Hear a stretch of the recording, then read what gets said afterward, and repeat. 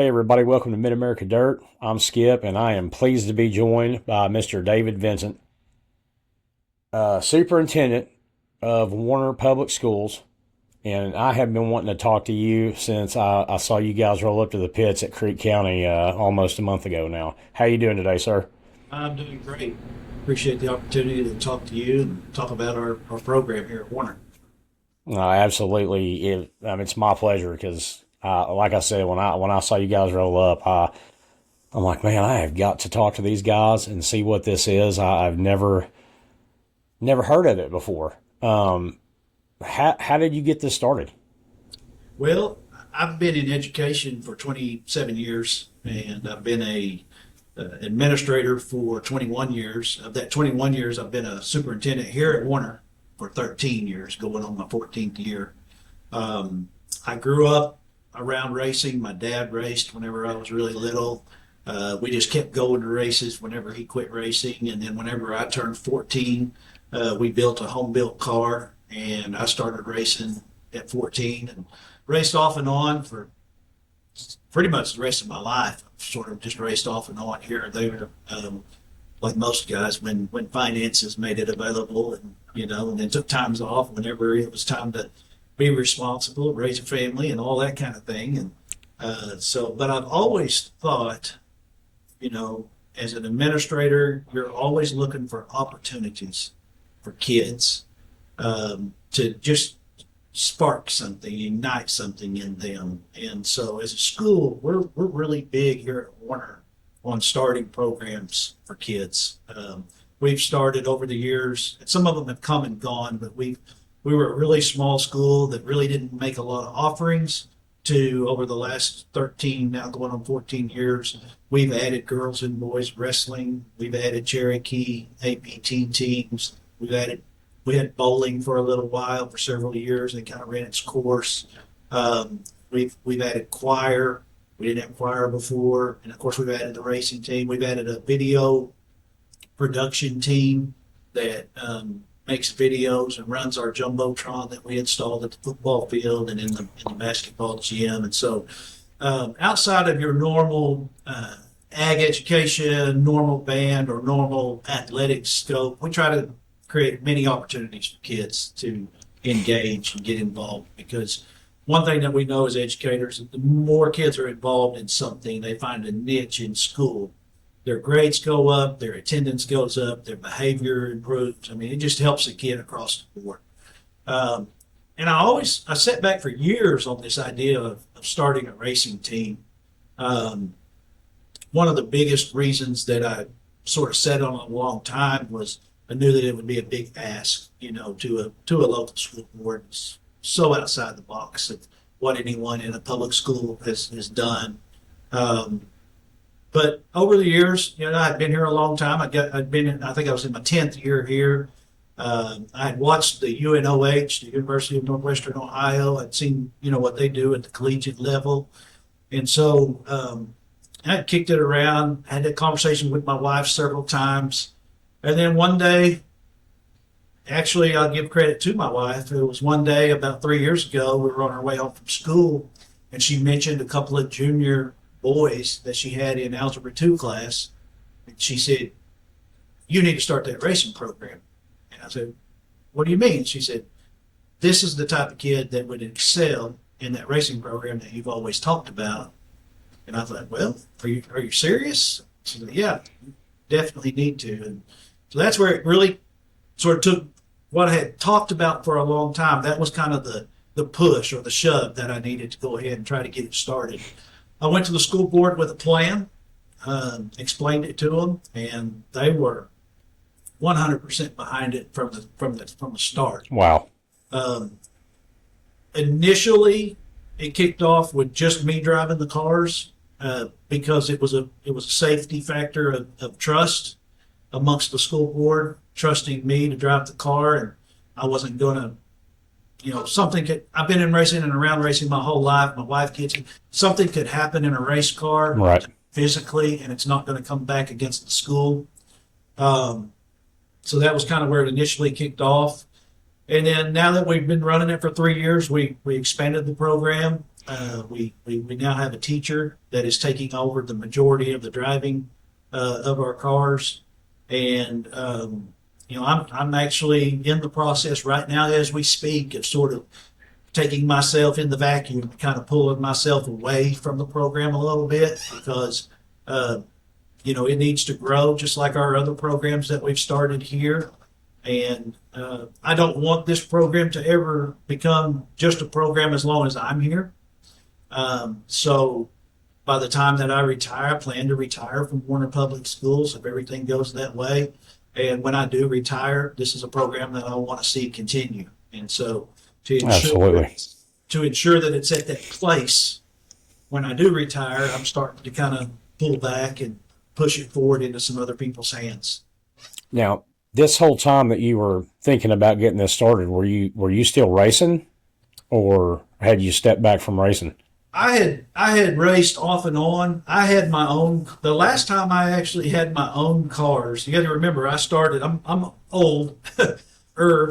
I started racing in 89, 90. That was the first year that I drove. I had my own cars all the way up till 2000, and then I was out of it for 2 or 3 years. I started driving for a couple of different people for 2 or 3 years, and then in 06, 07, I got my own cars again, drove for a couple of more years, and then I took a big gap. I took a big break. We had our second child, and I took a big break from 07 to really when we started this. I drove a handful of times over those 13, 14 years. Just somebody would say, "Hey, you want to drive tonight?" Sure, I'll drive. I've won over the years a lot of A features, and I've won a track championship there in 07 at West Speedway in Oklahoma. And so I have been afforded a few opportunities to drive other people's cars, and that's been good. I've never really chased that, honestly. I mean, you can't move up in the career I've moved up in and chase that at the same time. So I've gone from being a teacher coach to an elementary principal to a high school principal, athletic director, and then a superintendent. So that was taking all my focus along with my family. So racing was just kind of out there. But yeah, that's kind of the gist of it, and how it came about that I thought this would be a really good school program. I can tell you that had there been a school program like this when I was in school, it would have been my program 100%. I would have been absolutely one. I hear from so many people things like, "Why didn't they have that when I was in school? I wish they had that when I was." If I had $5 for every time somebody's told me that, we could buy another race car. I'm assuming that you probably like to have other high schools to race against. Yes. It's got to be, I would assume, fairly difficult. I don't know, difficult. How do you find the drivers? Right. So you have to have a teacher that is a driver also, or how would that work? I don't think you would necessarily have to. There are avenues out there, and we've invested in some with our new teacher, where we have purchased extra insurance, to protect the district and those things. And so there's avenues out there where you could have outside drivers. My personal preference would be to have a school employee actually driving the car. I don't think that's a must. It makes me feel better about it. Yeah. One of the things that we're asked a lot is whether or not students can drive. And the quick answer to that is no. I mean, there's just way too much red tape and liability and concerns.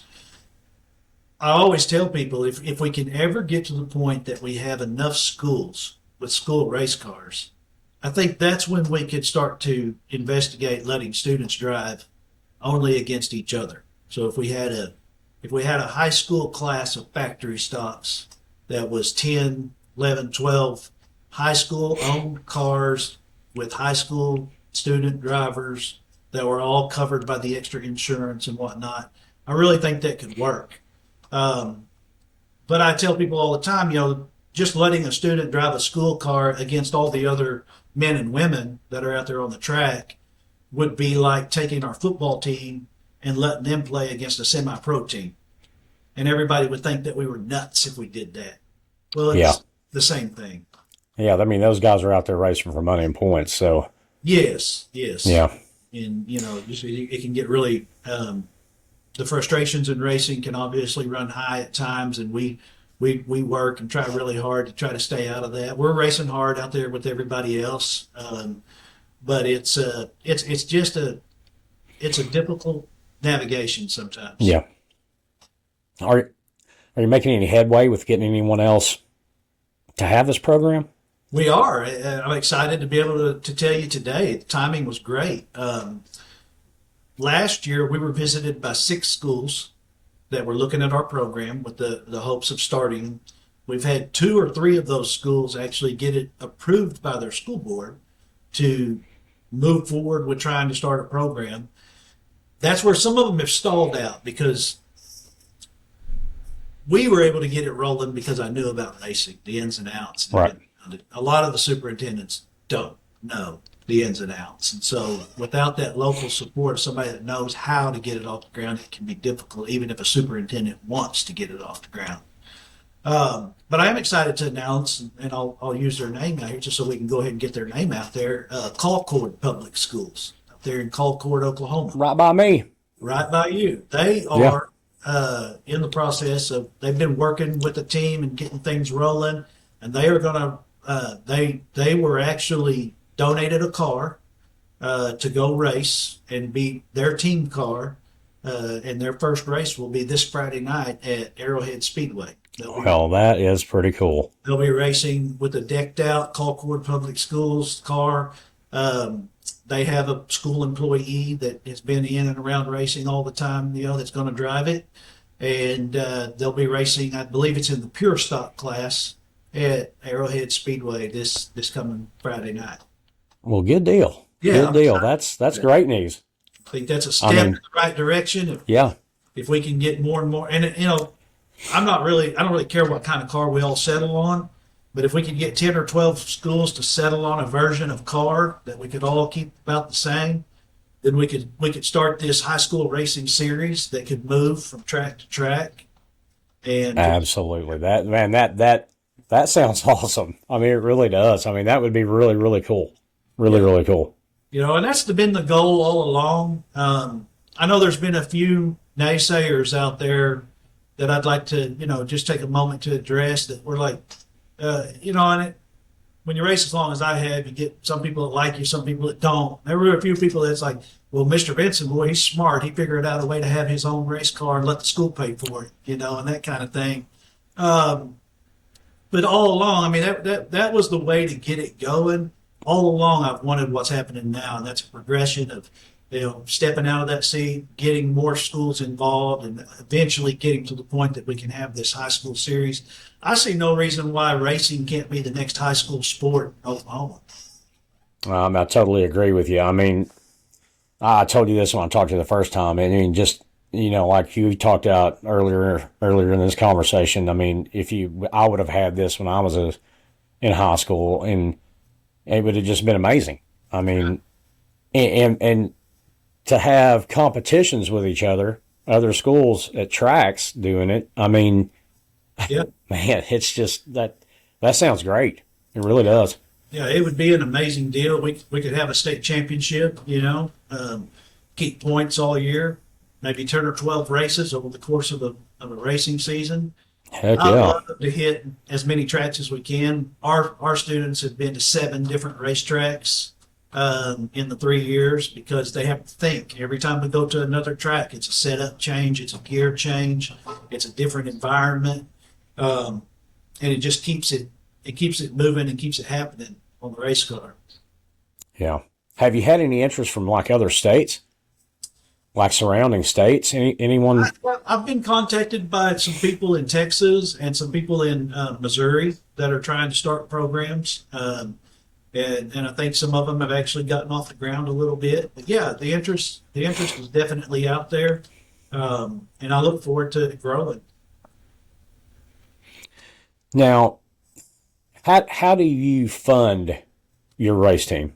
That's a great question. Our school board is behind it 100%. But one of the notions that I want to kill right off the bat for anybody that watches this podcast is that we have an unlimited bank account because it's funded by the school. That's not the case. We've reached out. We've gotten grants and sponsors. We sell merchandise. We do all the things that a traditional racing team does to fund the race team. There was a grant that the school allowed us to use for a couple of years to get the initial lift, off the ground. And then we've been blessed with many sponsors. There's a lot of people in the racing community that want to help, that like to help. A lot of that, you notice it runs its course. You get, just like any other race team, you get a sponsor comes in there, they back you for a year or two, and then they move on to something else. So it is something that we have to continue to work at. We have to continue to try to bring in, and we have to continue to have that revenue for our team. Another thing that we've done as a team that I think is really cool is we have our students putting skin in the game. We want our students to learn that they can't just race on somebody else's dollar, but they have to make some money. So we have a tire program where we're taking the asphalt takeoffs that everybody uses on dirt, and our students are grooving them, siping them, wrapping them, sizing them, and then we sell them. So that's an ongoing year-round fundraiser for our racing team, and every student in our race shop is involved in preparation of those tires. So everybody's putting work in for it. But you guys are going to be at Thunderbird this weekend, I thought I saw. Is that correct? We are. The Hayden Ross Memorial Race, they're another, the Hayden Ross Foundation, in his honor, is another big supporter of Warner Schools Racing, and would also be a big supporter of any other school that wants to get started. At last year's race, they gave us a $4,000 foundation check for our racing team. And so, yeah, every time they host a race at Thunderbird, we try to show up and be there. Plus, it's 15 minutes from our school, so it's a great opportunity for our local people to get to see our kids and get to see our cars in action. Sometimes we have two cars that run. Sometimes we'll take both cars. Sometimes one car. This Friday and Saturday night, we're just taking the one Monte Carlo, and Mr. Leatherman's going to drive it. And okay. But we're looking forward to it. It's going to be exciting. Oh, me too. I'll be there, so I'll get to see you guys again in action. Now, you have some of those awesome T-shirts at your trailer? Oh, yeah. We'll have those T-shirts at the trailer. We sell those shirts everywhere we go race. They're $20 a shirt. Just, full transparency. They cost us $13 because they're nice shirts, and we make $7 a shirt. But it helps to get our name out there. It helps to get our T-shirts and hats out there, and so people can see. And all the racing's not cheap. It just right. And the maintenance and upkeep. You're never finished with that part of it. So we have to keep working hard at it. Well, you're for sure going to make $7 off me this weekend. I promise you. Awesome. And hopefully off a bunch of people, because I want one of those black ones. Yeah, the black ones. They are nice. Yes. Our shirts are really nice. I don't have one with me to show you, but yeah, they have both race cars, printed on the back of them. We have one car. It's a Camaro, so that was kind of my deal. I wanted to do something different because when we show up, I wanted people to actually go, "Wait a minute, what is that?" Because you just don't see a lot of Camaros out there. And so we have a Camaro, and then we have a Monte Carlo coil spring car that looks, basically like everybody else's, but. It's fun. It's fun to get out there and have fun with it. Now, I like those old Monte Carlos too. Now, I do though. I'm full of transparency. I'm a late model guy, and yeah. I'm a one of those '80s body style Monte Carlo factory stocks guy. I just love those things. Well, I go back to I was big time going to Thunderbird Speedway, 78, 79, 80 when I was going as a little kid, and that's when the late models looked a lot like our Camaro. Right. And so that's kind of my nostalgic deal with that. But no, it's neat to have. A lot of people are really surprised how good our kids get that Camaro running. In fact, our team has won 2A features since we got started. and both A features have been in that Camaro. So Really? yeah, That's yeah, cool. it's a fast car. What kind of motor does it have in it? It depends. We have a Yeoman engine that we purchased up there. It's 360. We also have a Chinook engine from Chinook Machine Shop that's also a 360. And then we actually just bought a car with an engine in it. I don't even know who the maker of the engine was. It was just such a good deal on Facebook Marketplace. We couldn't pass it up just for spare parts. But no, they're good pieces. I mean, but they're obviously with the school, you're going to do everything you can to run 100% legal. Yeah. We're not we're not trying to fudge the rules or anything like that. We did get disqualified, and it's it is what it is. We got disqualified a few weeks ago because we had in our Monte Carlo we finished second up at Tulsa, and we had a tall ball joint on the left front. And they DQ'd us for it. And it says in the rules, it just was an oversight on our part. We didn't know. That's getting pretty nitpicky, it sounds like, but okay. Yeah. The funny part about the ball joint, it had been in a wreck on the first lap. The car had, and the ball joint looked like an S. I mean, it was all wadded up, and I mean, I don't even know how the car finished the race. As bad as the ball joint was bent, but we got disqualified with a very tore up bad ball joint. But we didn't complain. We're certainly never going to do that. We appreciate the crews, and we appreciate the tech guys, and wherever we go. And if we ever get disqualified, it's going to be something like that. It's going to be something that's just kind of like, okay, small overlook. And we're not out there building big engines, things like that. Well, the kids are working on the cars, right? Yeah, 100%. Our kids, we go back to the Camaro, it was a $500 Rolex chassis. That's what we paid for it. Paid $500 on Facebook. They brought it in the shop. The kids completely dismantled it all the way down to the frame. They cut bars out, added bars. Kyle Slater, actually a racer in this area, well-known modified racer, he would come once a week and he would tell us what to do. He's like, hey, add this bar, cut this bar out, do this, do that. So our kids would carry that out, and then he would come check it the next week. That's how we built the first car. The second car, I wanted the kids, that was the first year. The second year of the program, I wanted the kids to see more of a modern way of building a race car. And so we got with KDC Chassis right there out of Colcord, and he built us we paid for it, but he built us a chassis, a frame and cage. And then he ordered all the pieces that he would bolt on the frame and cage, and they were all sent to Warner. So when it all came to Warner, we had a frame and a cage and all the pieces and components that you would bolt to it to make a race car. And our kids put that whole race car together. Well, that's awesome. Yes. That's awesome. So you take donations, correct, to help the team, and how can people do that? Yeah, we have had some donations, and we can always use donations. We've had people see us somewhere and contact us and want to donate. We had a guy meet us. He met our team. We took our team to the Chili Bowl just to watch, and we met a guy there that sent us $2,000. I mean, wow, awesome. The racing community is so giving, and that's been really neat. And but yeah, we take donations of any size. We take part donations. We take anything helps. And so the easiest way to reach us is through our Facebook page, Warner High School Racing Team, and send us a direct message on that. That's also where you can order tires. If you're a racer out there and you're looking for these asphalt pull-offs, you can order our tires through there, direct messaging. And if you just want to contact us about anything, maybe you want to talk about how to get a program started in your local school, again, through our Facebook page, contact us. We'll get back to you.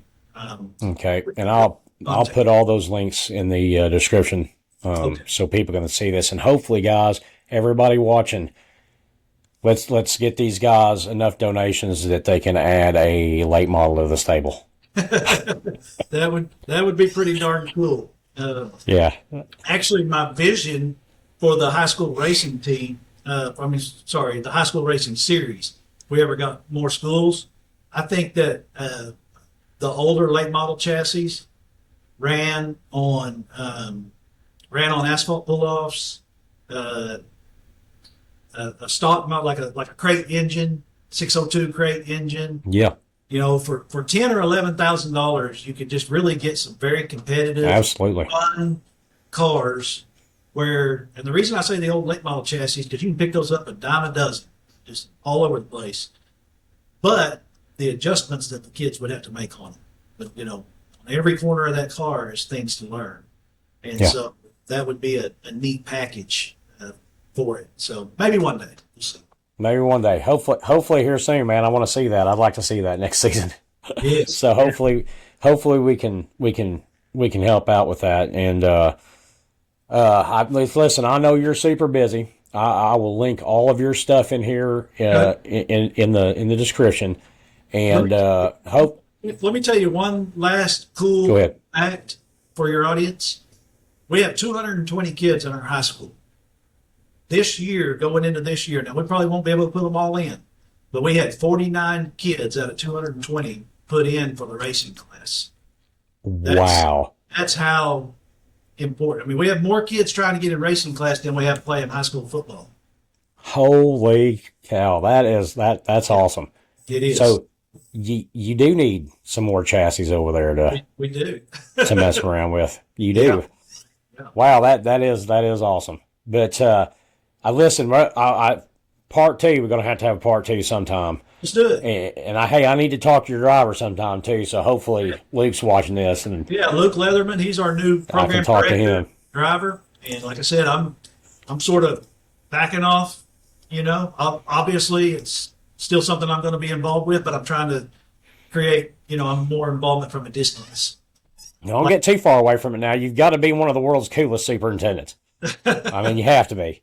Well, it's a have to thing. Yes, it's a lot of fun. Well, Mr. Vinson, man, I really appreciate you being on here. Thank you very much. You bet. Thank you for the time. Thank you. Talk to you.